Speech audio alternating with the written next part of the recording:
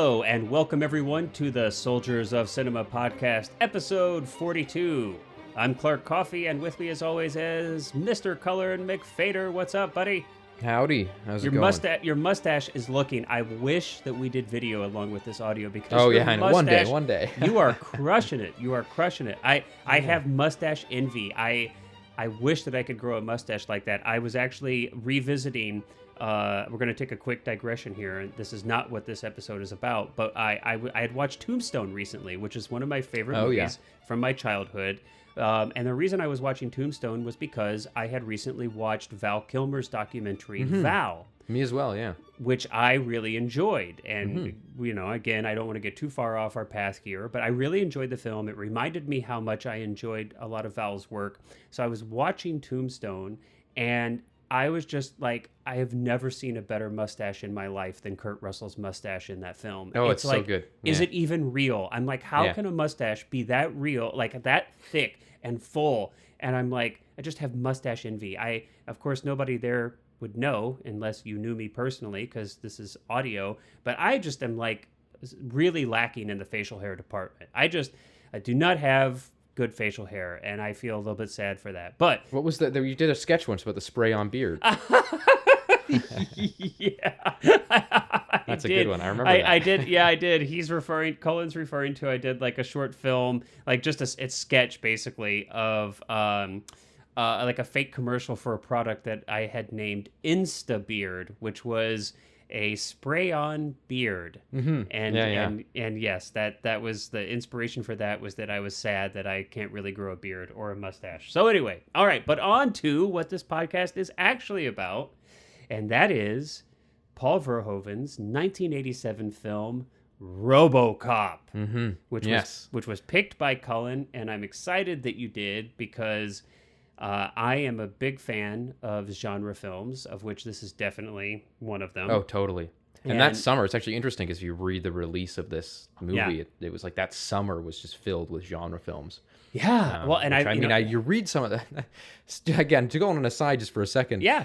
The envy I have, even for myself as a kid, and it's like you read back on summers that had just like hit after hit after hit after hit. And it's like, imagine being able to go to the movie theaters every weekend and see something just incredible and fantastic, and you know, it really makes you yearn. I know, huh? Well, I mean, so I'm old enough that I actually did see Robocop in the theater. I saw it on initial theatrical release. Now, I was only 11. And that's a topic for another time. Should an 11-year-old have been allowed to go see? been admitted? Now, of course, technically, I shouldn't have, because it was a rated R film, and I think that's 17 in the United States, right? And so I technically shouldn't have. But I very specifically remember actually getting admission into that movie with a children's ticket. So there you go.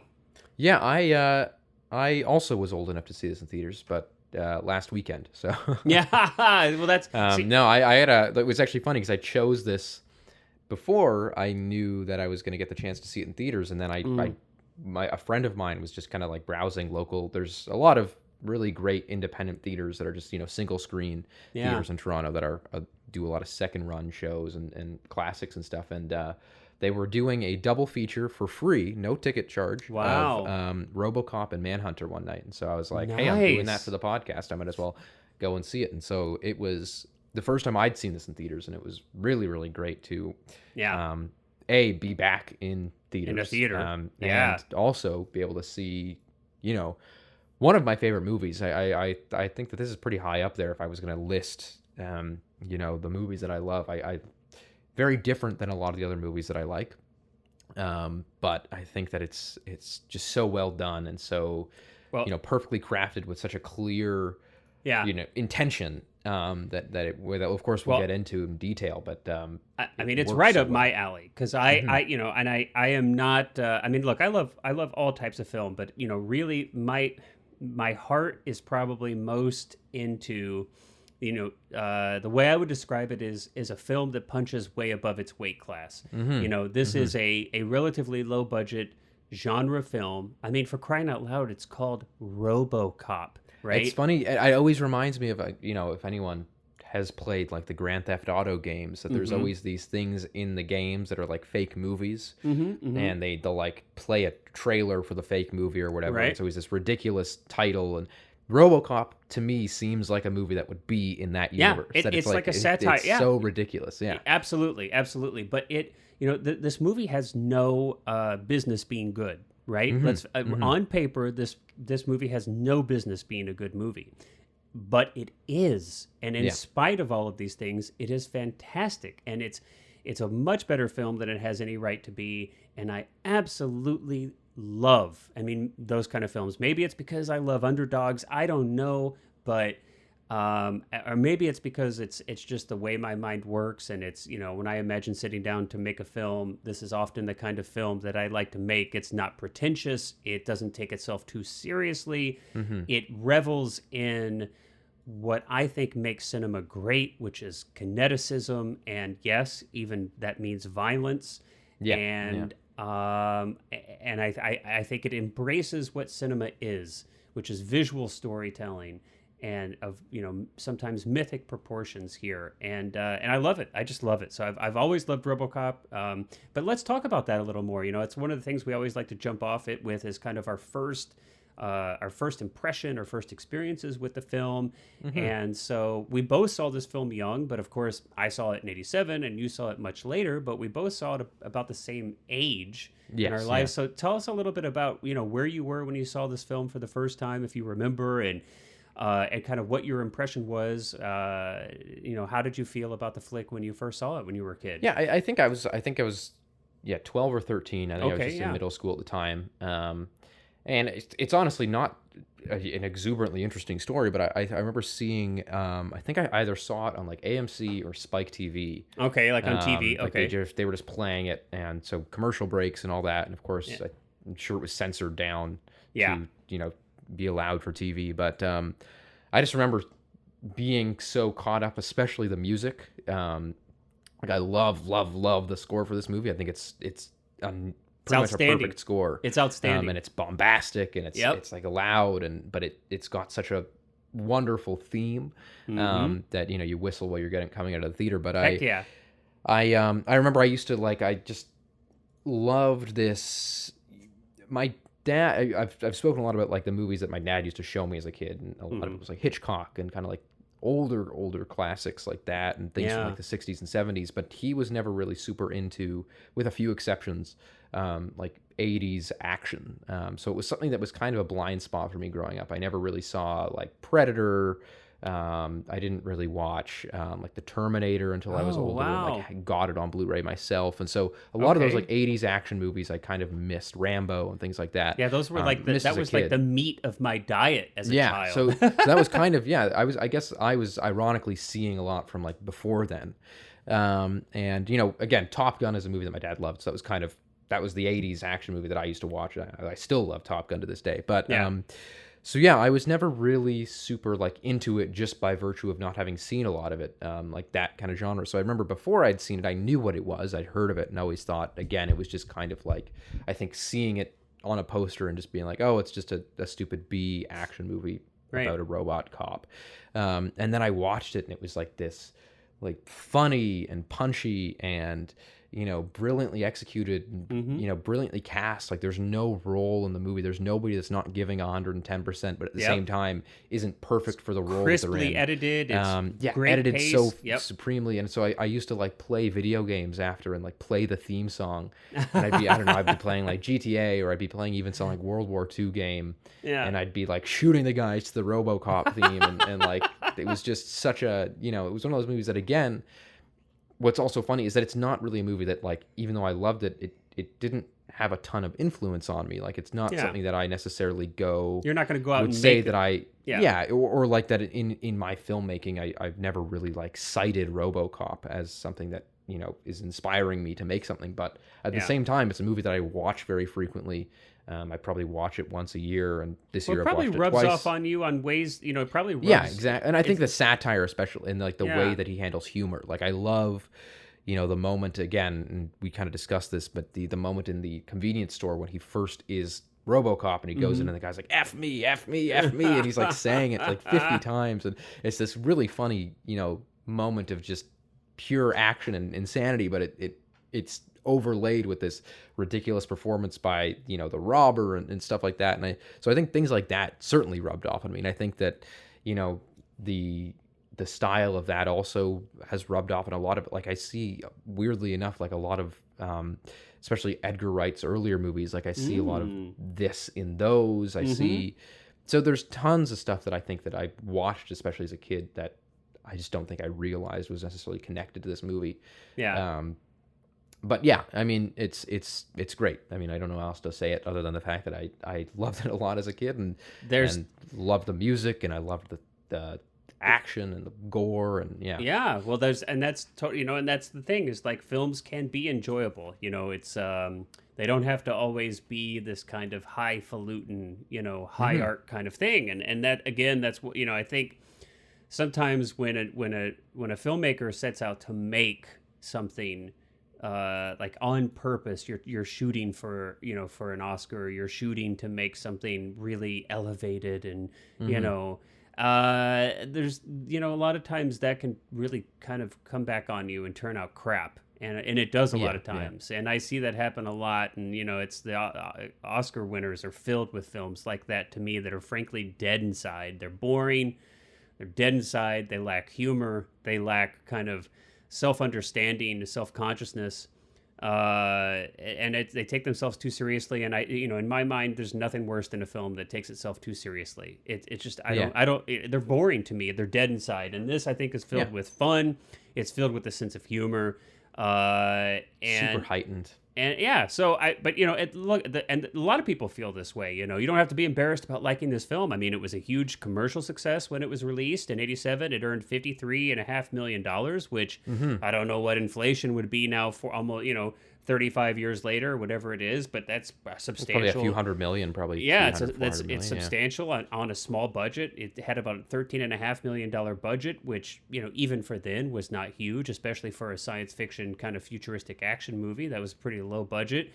And it even received an Academy Award, I think, for sound design, if I'm not mistaken, right? Wasn't it for something with sound? Yeah. Let me make sure that we get that right. But yeah, I mean, and if you go back and you look at reviews of the era, you know, yes, there were some critics who harped on the violence, and you know, that's always going to be the case. But you know, by and large, for the most part, it was a really, you know, critically acclaimed film. It was a surprise hit.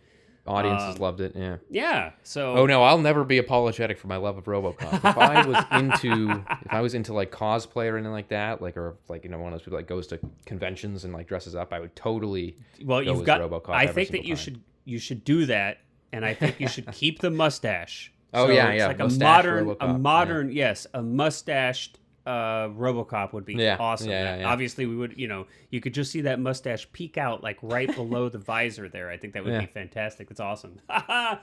Well, all right. I mean, so for me, I was close to the same age as you. I mean, now I know exactly how old I was because I saw it at the theater, and I know when it was released. So I was 11 when I saw this film. And I did see it theatrically, and it's interesting, you know, there aren't a ton of films. I mean, I saw films like every week as a kid, you know, or, I mean, very, very regularly. That's something that I did as a kid. And I can only remember a handful of films, you know, seeing them in the theater. Well, maybe more than a few handfuls. But nonetheless, you know, only a small fraction of the films I saw can I remember. And I so very vividly, specifically remember seeing this film in the theater. And, I mean, I can even remember the feeling, how I felt during, you know, for example, when Peter Weller as Murphy, before he's turned into RoboCop, is executed by the gang in that, you know, warehouse, the abandoned warehouse, and how he's, you know, basically just, you know, his hands blown off, his arms blown off. He's just, you know, shot, just, you know, it seems like the scene goes on for 5 minutes. They're just torturing, shooting this guy. And I just remember being, I mean, I floored. Just the film felt so visceral. It felt so, I mean, some of it almost was documentary kind of in its execution, with, you know, like the you know, where he's taken to the ER right after that. Following, and it seemed, you know, almost real, as crazy as that seems, you know, even though the violence is very heightened, it seemed almost real to me. It was, I really affected by it. So yeah, I mean, it really stood out to me. I very vividly remember it, and I was pretty much blown away by it. Yeah, and then of course, like from then on, after that, I would occasionally use RoboCop lines in my "Dead or alive, you are coming with me." Oh, he's great to quote. Yeah. So Anytime you need like your dog to go out for a walk or something. exactly. So yeah, I saw it young and I loved it, and of course, every time it come on, TV or something, I'm sure I've seen it, multiple times since then. And then in preparation for this podcast, the latest viewing I saw, Arrow has a new Blu-ray release with, I don't know that it's a brand new transfer, but it's a revised color correction, I think, a little bit on it, but it's a very nice transfer, and a lot of extras, handful of commentary tracks and things like that. So if you're into the film, Arrow does have a relatively new release, and Yeah, Arrow's great. Yeah. yeah, not to digress too much again, but they have a channel now that you can subscribe to. So if you love genre Yes. films, Yeah. if you love B movies, boy, my goodness, that's like the gold pot at the end of the rainbow right Yeah, there they for genre do really films. great work. Yeah. So, all right. Well, I mean, so let's talk a little bit more about the things that jump out at us about this film. One of the things that I learned, I did not know this. I thought this was kind of interesting. So it was written by Edward Neumeier and Michael Miner. But Edward Neumeier, this is interesting. So I'm also a Blade Runner fan. I think you probably are too, right? I love Blade Runner. Well, apparently, Ed Neumeier was like at the beginning of his career. He was working as he was set dressing, basically, just like on the studio lot for Blade Runner. They're like trashing the streets and everything, right? It's this dystopian future, of course. And so he was one of the guys that was just like set dressing, like throwing trash, making and throwing fake trash everywhere to dress the set. And he didn't even know what the film was about. And so finally he kind of asked, somebody else, he's like, what is this movie about? And he's like, oh, the crew member he asked kind of pointed to some of the characters, like, oh, they're robots. And he could kind of see that, like, there was some kind of police thing going on. But he's like, in his mind, he's like, this doesn't look like a robot. They just look like people. And of course, he didn't understand kind of the idea that behind the film of replicants. That's the whole point, is that you can't discern them from humans. But at the time, he's thinking, well, that's not a robot. I'm going to write a real robot, But he kind of combined that idea of police and robots and future, and the idea of Robocop kind of came into his mind. So the film is kind of inspired to some extent by Blade Runner, which I thought was pretty interesting. No, that's really, yeah. I mean, it makes sense, total sense. Sure. Because that was one of the things that we were sort of talking about, was that, like, even because this movie is obviously much lower budget than Blade Runner, and relatively low budget for the time anyway. Yeah. And especially for the scope of the movie. Yeah. That it's not like a dystopian future movie where there's flying cars and androids walking the street and big television screens that are in the sides of buildings and stuff. It feels, and I think to its benefit, very real in its execution. Like, it feels like totally grounded. very heightened version of what the world was, and in some ways very much still is like. Yeah. And so I think that again, it really works in its favor. Like, as apart from the fact that there's a robotic police officer and there's like the Ed 209 robots and stuff. That other than that, it really does feel very grounded. Like, the police cars are just Ford Tauruses, and which, again, you mentioned that they were kind of like this new futuristic car at the time. Yeah. But at the same time, like, especially were watching real. today, But they're you real look at cars. that and you're like, it's a Ford Taurus. It's not a flying car. So yeah, I think that the writing, and I'm curious to know when it was being written, and I don't know if we have an answer for that, or if perhaps there's an answer somewhere. Well, I mean, but, Blade Runner, if when he was writing it, I wonder if his budgetary, the thing that he had in mind for budget was larger. Like, I wonder if he wanted to go more for the aesthetic of a Blade Runner, where there was a lot of special effects and you were building up this like world and this universe of, like, big smokestacks and things like that. I don't think so. Now I can't be for sure. This is like speculation on my part, and somebody listening, you may have more insight. But so he would have been on the Blade Runner set in '82. So obviously this was written between '82 and probably 85, at the latest, because you're in pre-production, and the film probably shot in 86, released in 87. So you've got a couple years there between, he would have been on set maybe 81 on Blade Runner. So between 81 and 85 or so is when I'm guessing it was written. But, who knows? I mean, I think smart writers probably tend to not write themselves into huge budgets. Yes. Yeah. Especially if he was that was the beginning of his career. I hadn't heard in any commentaries or read anywhere that they had to radically reduce the scope. The year isn't even specified in the movie either, or in any of the, like, it's just sort of said in the near future. And they even talk about how they talked about how they specifically did that, that they didn't want to date it. They didn't want to put, in 1999, or something like that. But I'm pretty sure that the television broadcasts were a fundamental original part of the script, and the television the news broadcast and the commercials, I think, do the heavy lifting of creating the world. And it's a really brilliant idea, right? Because, whether it's, the commercial for the 6000 SUX, this futuristic car, which is a hilarious parody of American vehicles, less so in the mid or late 80s and more so in the 70s. But that was, we were in a transition period there, entering the malaise era of American vehicles. But you've got the heart transplant commercial where you get a sense that this is like really common, right? And it also is interesting in that it kind of,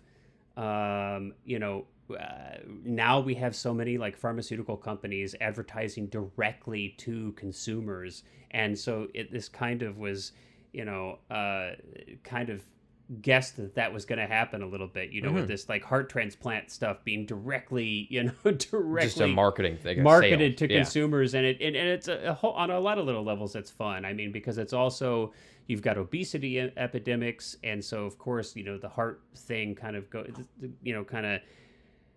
is hints a little at bit that a resonant little almost in a way. bit, Yeah. and all this stuff. But I guess, and the news broadcast, of course, where we kind of see the conflict in the world, and it's so effective. Well, it's something that world. Verhoeven uses again in like he does it in, and same screenwriter Edward Neumeier in Starship Troopers. It's kind of like a staple of his almost at this point. Yeah. I think that it's so. What I think is hilarious with those news broadcasts especially is that you could honestly probably cut them into real news broadcasts both from the time and today, and they would almost seem like proper. And I think that's what's so brilliant about the whole movie is that while it's such an overt satire, it's so over the top and stuff like that. I think what makes it so brilliant is that our world is over the top too. Yeah. And so a lot of what you actually see in this, and it's like you were sitting there watching it as a movie and you're going, oh, this is ridiculous and it's hilarious, but it's actually quite pertinent to like the way that things run today. And it's not that crazy. Exactly. In a way. I mean, it's actually not that crazy, which is kind of sad. But I mean, if you look at commercials, if you kind of like are able to step outside of yourself, get a little of objectivity, and you take a look at what commercials advertise, and you take a look at, the politics and the violence that exist in our world, and of course, the privatization of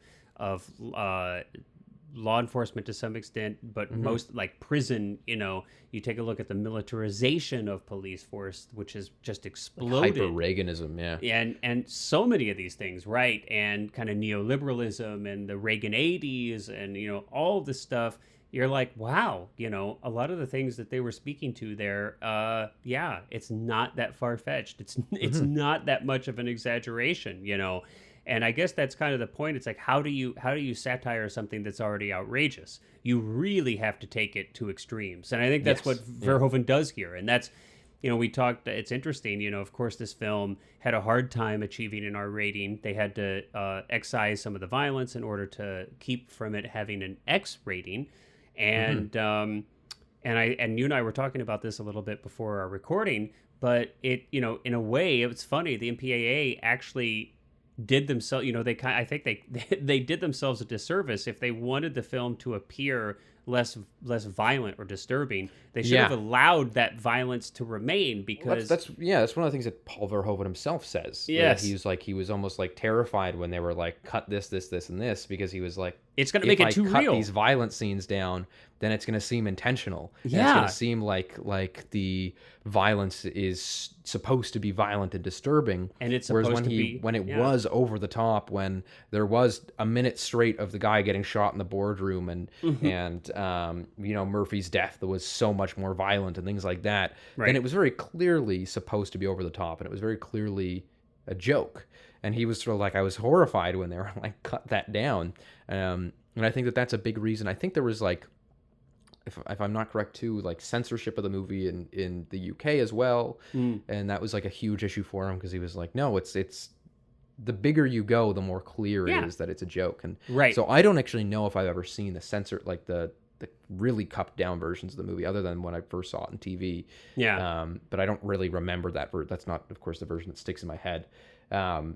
So I think that, at least to me, it was always very clear that the violence was like overt and over the top and nuts, because I can't imagine taking it any other way. But I can understand Verhoeven's kind of like fear. It's kind of like the same thing that, you know, when Hitchcock released Psycho and people took it seriously, he did an interview, I think, a year later, and he was like, I was horrified to find out that people thought that it was supposed to be serious, and Right. that he was like playing everything so tongue-in-cheek. But he was like, the fact that people watched that movie and thought that it was, you know, supposed to be genuine and grounded and like a drama was like horrifying. And I think Verhoeven is kind of, you know, speaking the same sort of tune there. Yeah. Or singing the same tune. Well, which is, I have is my memory of the way I felt when I saw it, and I saw the, you know, the censored version, and there may be multiple censored versions. I'm not sure if other countries had to censor it in different ways, but in the United States, there were, you know, a couple of things, like you said, the boardroom execution with Ed 209 shooting the executive, that was cut down, and I think there was like a where they are executing Murphy, and he's shot in the head. I think that was maybe trimmed a little bit, which is a shame, because it's a really cool puppet shot. It's practical. yeah, it's where they a created fantastic puppet. Yeah. Yeah, and it really, really looks amazing. I mean, honestly, if I didn't know it was a puppet, I probably could have, you know, I probably would have bought it, you know, if I hadn't known before. I didn't know it was. I bought it the other day when I saw it in theaters. Yeah, I was it's like, actually. How did they? I guess they just attached like a squib to his head or something. Yeah. It's really, really well done. But but I guess and also I'm 11, so you have to put it in that context. I see it when I'm 11. I mean, I was definitely affected by the violence. I wasn't sitting. I mean, obviously, you know, you're 11. A lot of the humor and satire is going to fly over your head. Although I think some of it did land even at 11, but I mean, I definitely was affected by the violence. It definitely like disturbed me. I remember sitting in the theater and just being like, you know, mouth agape, like, oh my gosh. Yeah, I remember the one scene that really disturbed me. I remember as a kid, and that like really I was like, oh my god, was the boardroom, because I remember them all like, the guy is innocent and it's just a mistake that he gets shot, and then they all walk out afterwards and they're all just like talking about it. And then, you know, my favorite line now in the movie, one of them is like, oh, that's life in the big city. Yeah, and it's like after this guy it's gets just blown nonchalant. away. Yeah, it's like And so but I remember as a kid, like that scene, I was like, oh my god, like that guy just died and for no reason. It was a mistake. And it was like, I remember feeling bad. It's like nobody's helping him and stuff. And yeah, exactly. Which is the point. Yeah. But then you have, on the flip side though, you know, Verhoeven, I mean, there's a lot of humor that even you can get as a kid. Yes. I mean, you've got Ed 209, who, while at the same time is this menacing robot that, you know, of course is humorously deficient, you know. I mean, where you've got him trying to go downstairs. I mean, here is this powerful, you know, menacing robot, makes lion roar noises and all this firepower, but yet it's completely defeated by a flight of stairs. Yeah, you know, that's hilarious. Oh, that you know, yeah. So that and you've it's squealing like a pig as it's and like it squeals like up. a pig. I mean, this is like Looney Tunes stuff. This is cartoon type violence, you know.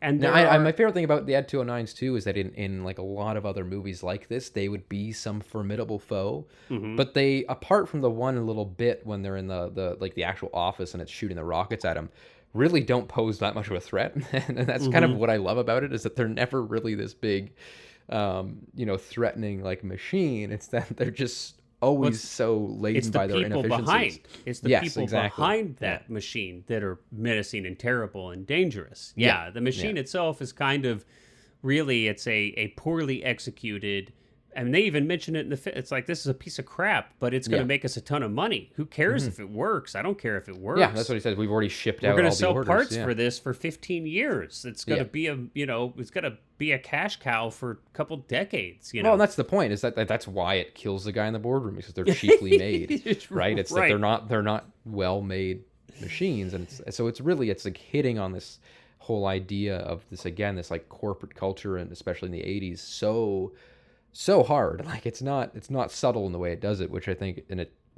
works so much in the movie's favor. Yeah, exactly. I mean, there's just some other interesting things too to kind of point out just about, I think some themes or some messages that Verhoeven's kind of stuffed in here. I mean, you'd be remiss to not kind of mention some of the Jesus metaphors, the Christ metaphors in the film. Of course, there's a few moments where Robocop definitely, you can see where Verhoeven kind of had a Jesus metaphor in mind for him. I think where he's kind of crucified by the gang is reminiscent of the kind of torture and crucifixion of Jesus. And of course, we have at the end of the film, Robocop even walks on water, which is interesting. And of course, Verhoeven has kind of admitted, not or at least discussed. Maybe admitted is the wrong word. It's not like he was trying to hide it, but he's discussed how he did kind of want to make RoboCop an American Christ figure,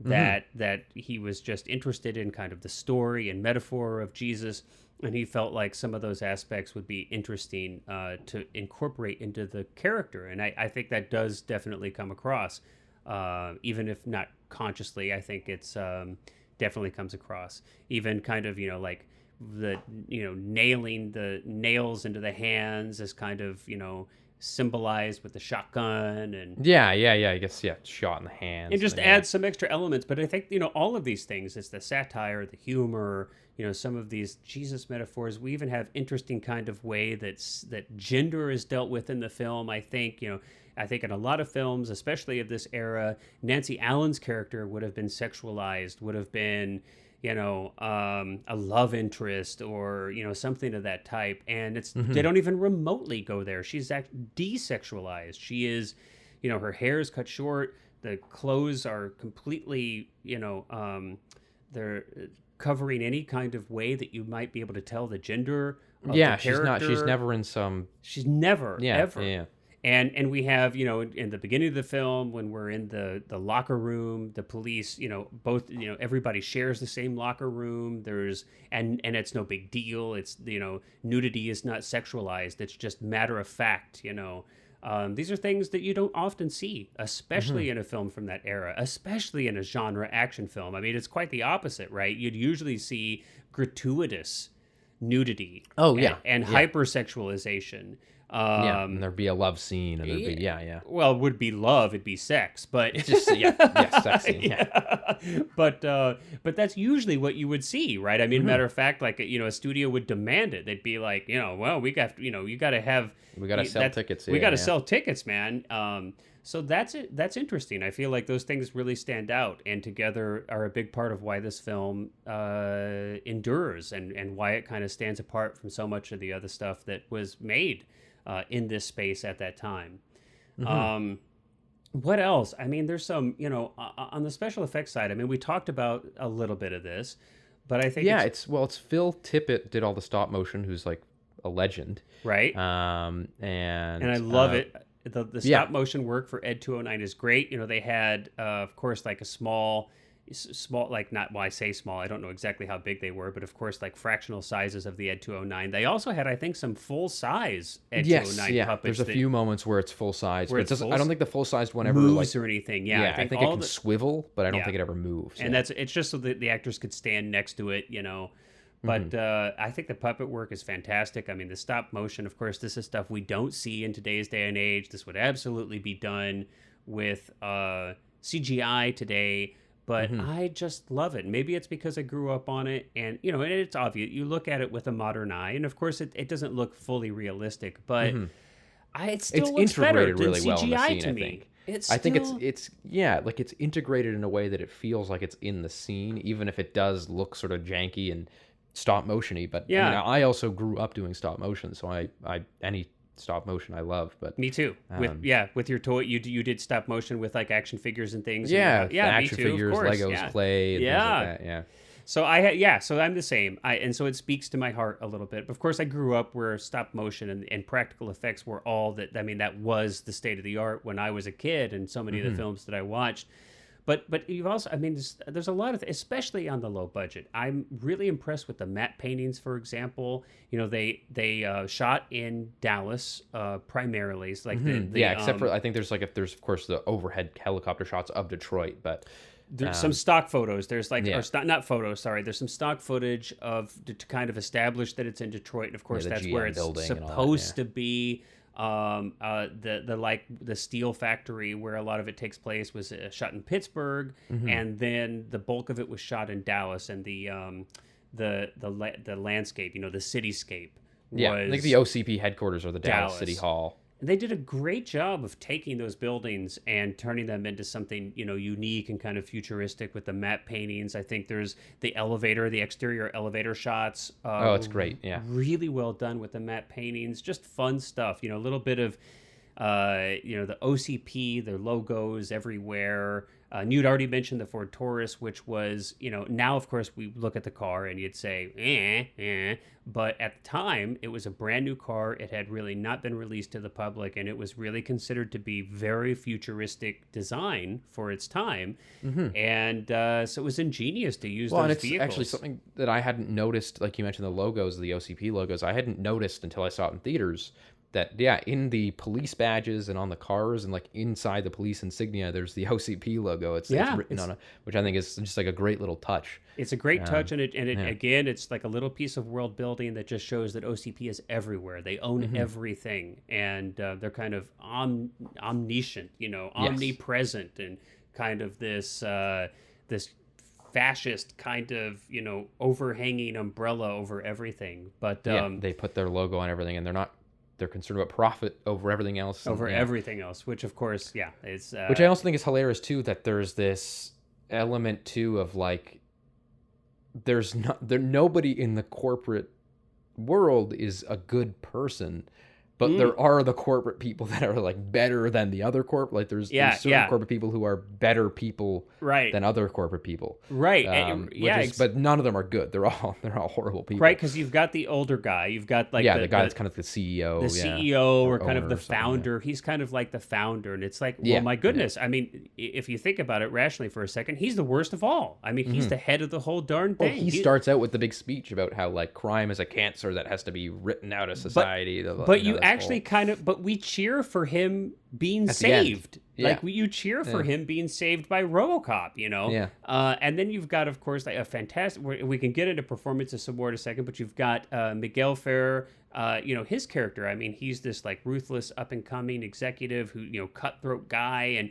But we root for him too. 'Cause it's like, he wants Robocop to be a good product. He is trying to make a good, thing that's better than Ed 209, that's going to actually work. And then, of course, he's assassinated, and you care that he's killed. You're like, oh man, you feel for him a little bit. It's but you're right. All these characters are not great people, but they're also not cardboard people. No, there's like different levels of two-dimensional. It's Dick who's the dick in the in the movie. He's definitely the worst of them all. But but again, it's like they're all these corporate suits who are just there for profit. So I think that's what's so funny. Like I would almost argue that like, with the exception of very few characters, everyone in this movie there's like a sleaze to. There's like this very... I think Nancy Allen and Peter Weller don't have... are kind of the only two that are perhaps... presented as like universally good people. Yep. So, but let's talk a little bit more. We talked about stop motion. We talked about matte paintings. I mean, we've got to talk about the suit. Of course, you got to talk about the suit. And I think, and some makeup and practical effects, which I think are amazing here. And if I'm not mistaken, refresh my memory, who worked on some of the practical effects? Because didn't somebody come from Carpenter's The Thing? It was Rob Bottin, Stephen Dupuis, Craig Davies. I feel Rob like somebody Bottin came from The Thing. So the Fly. Or The Fly. Oh no, Okay. no, sorry. Yeah, Rob Bottin did also do The Thing. Yeah, so Okay, Rob Bottin did The Thing. That's right. And I think it was Stephen Dupuis who might have done work on The Fly. Yeah, Yes, The yeah. Fly. So it was like a collection Some of like good, pretty yeah. So a amazing. really great pedigree. I mean, The Fly has extraordinary special effects and practical effects, and I mean, come Yeah, on, The Thing which is like remind me a lot of the melting at the end. yeah, When and the guy gets the toxic waste, which is like the best, that's the scene I oh, think it's the so test good. audiences Oh, it's so reacted the good. highest Oh, to. Yeah. I love it. I love it. Yeah.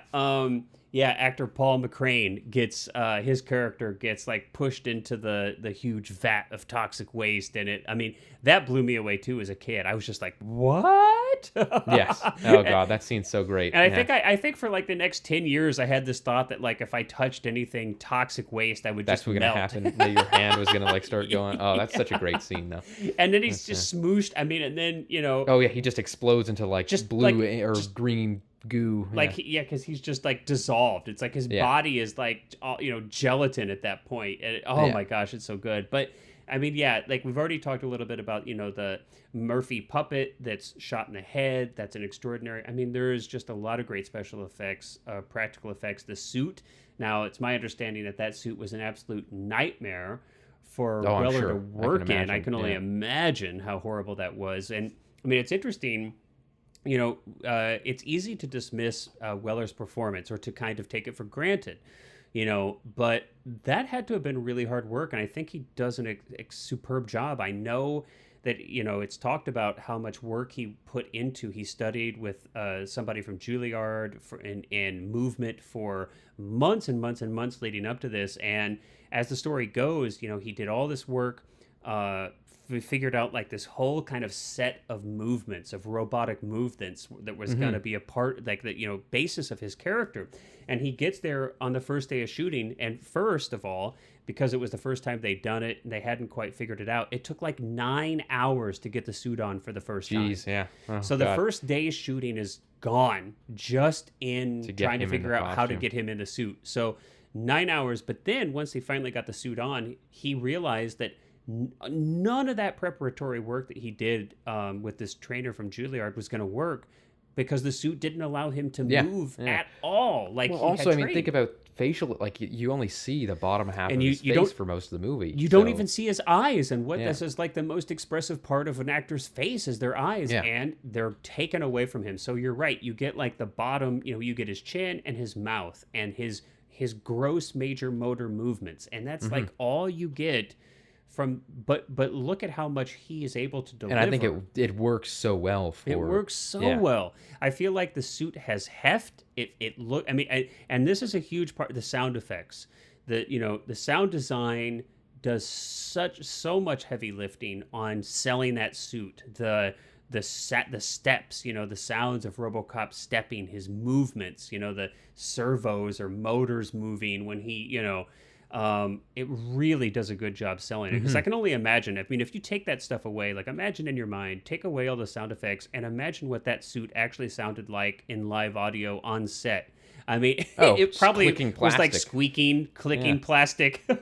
And that would even the POV shots I think work so well. Oh, we haven't talked about the POV. They use a lot of POV with these wonderful tech overlays and stuff like that. And I tried to get an understanding and I couldn't quite grasp how this was done. And I'm going to ask you. I don't mean to put you on the spot here while we're recording, but the scanline overlay was really interesting to me.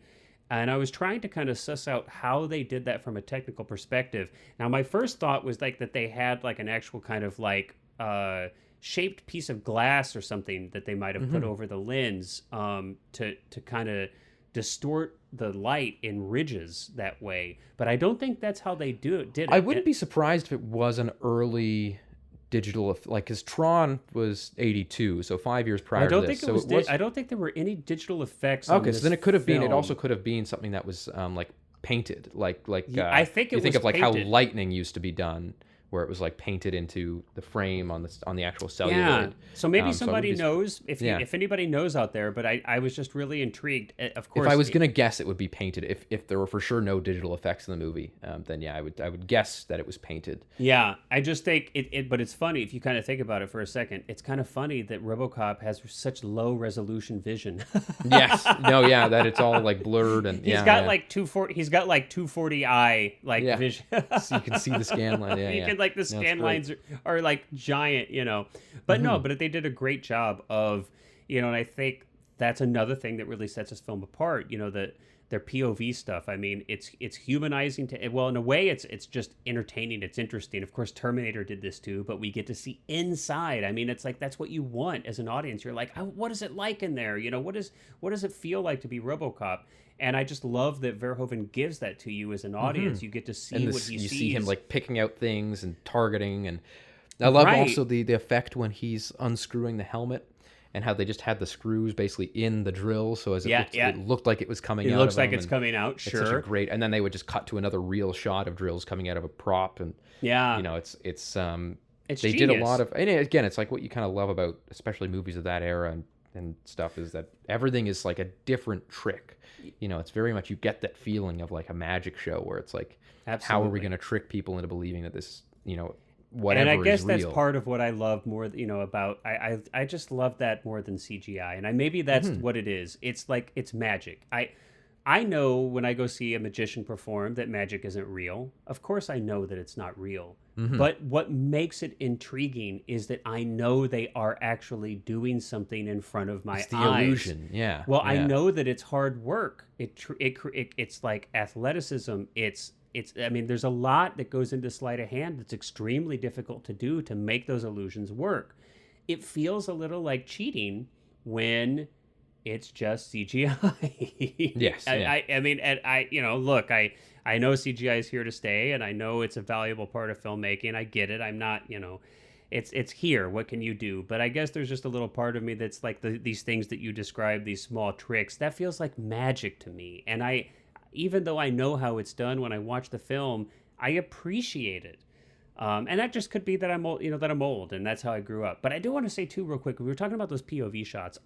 There's more than just like the fun of kind of getting to see RoboCop and kind of this fulfillment to the audience of like letting us see what's happening inside this character. But it's also a really powerful tool to humanize RoboCop when he has the flashbacks of his family, and when he goes back to his home and he's looking through this empty shell of a home and the photographs and the burned remnants of his old life and his old humanity. We get to see that through his eyes. Yeah, and it's like you feel that humanization coming back to him. Yeah, and I think this is this is one of many things that layers to this film that a lot of films that could be made like this wouldn't have. And I think it really does work to set it apart. Well, I've never seen the remake. I know you haven't either, but I know it was shot again like even worse. No, 30 seconds down the street from me. No, you did see it. I actually have seen it. Oh, I okay. actually have seen Is the any remake, of that in the remake? but I can't remember it. Yeah, okay. It literally fair enough. Yeah. It was like it was so much of a I can't even remember it. It's not even that I'm like, oh, it sucked. It's like I literally am indifferent. I can't even remember it. I just remember it being cool when they were making it because there was a bunch of people, Sam right Jackson down the street. and stuff was like in my backyard pretty much. But no, yeah, I've never seen it, so I again, and you can't. So I don't want to say there's none of that, but I wouldn't be surprised if they glossed over a lot of that stuff. Because you never see his family live in this movie. Not that they die, but I mean, like, you never see like a live moment of like him going home to them. Right. You only see in in flashbacks. Yeah, it's only in flashbacks. I think it's a really great, this movie is so efficient in its storytelling in the way that it is able to it shows you what you need to see in order to feel the feelings of it. I'm sure if there was a moment at the beginning of the movie where it's like he's like at home with them and I've got to go to work, see ya, I've been transferred to this, and it would just be like it really slow it down. Whereas Verhoeven, and I assume this was also from the screenplay as well, where they just knew what needed to be seen, what's important to the story. Everything moves along really nicely, and it's lovely. I mean, lovely might not be the best word for it, but it's okay. it's charming. It's very charming. It is. Yeah. It is. There's And a you lot really of root charm for to him. this film, You know, and it's like there's a lot of pieces to that. I mean, it's it's from the script, it's Verhoeven's direction, it's the actors' performances, which are universally great. I mean, we've talked about Peter Weller, but we've not talked about Kurtwood Smith. I mean, a hero is only as good as his villain or her villain, and Kurtwood Smith's villain is just outstanding in this film. He, I know he did a lot of improvisation there on, and it works. I mean, a lot of his best lines were improvised. And he's fantastic. He's got this orally fixated, just and he's got his own sense of humor, which is fantastic. Oh, he's so good. Yeah. I mean, so not only is he terrifying and scary, but he's also hysterical. Mm-hmm. And he turns into a wimp at the end when he just rats everyone else. But then, then he comes back into the boardroom and he's flirting with the like receptionist and it's all this fantastic. stuff. And it's like he's such a great. It's so fun, and Miguel, well-rounded. Again, like it's one of those things. Like all the characters of the movie are so well-rounded. Nancy Allen, I think, is great. She gets a chance to be, tough and an equal hero to Robocop. Even at the end when she almost dies, I like how, again, it's like such a part of this charm of this movie that it's not, there's no moment where he runs over to her and he's like holding her and he's like, oh, and she's just kind of like, it's okay, they'll fix you. Right. And like it's this great, like almost comedic bit that he says to her because he's just like, it's fine. They'll fix you. They fix everything. Yeah. Is what he says. Yeah, but she holds her own, and I really do appreciate that. She's not some damsel in distress that needs to be saved by Robocop. Not at all. Yeah. Which is I think what you'd have in a lot of other scripts that could have been made, you'd have you'd have some kind of romantic relationship, some weird inappropriate, like he's a robot now, but there's like some love affair going on somehow with that. I can just see that happening, and I'm grateful they don't go there. But if we, who else? I mean, Miguel Ferrer is a fantastic. He's fantastic. He's plays fantastic the in this. Sleaze, coke doing, yeah. But you can, he's not just sleaze. I mean, it's he's got aspirations. He's got aspirations, and it's like when he's killed, you like feel bad for him. I mean, he's like kneecapped and then left to to blow up in his house. I mean, he's kind of what you assume the villain is going to be, but he's almost like a red herring in that way because then he's killed off, and it's and because there's layers of bad guys, right? And it's like, but I think it does a great job. It really does a great job. If you think about, how many people have to work at a company and that kind of like let bad things happen for big things to go bad, right? It's like, it's because that's the thing. It's like, well, I'm just an employee. I just work there. I'm just trying to get by. I mean, that's how like things turn horrible. It's, yes, there's a person at the top who has some kind of like,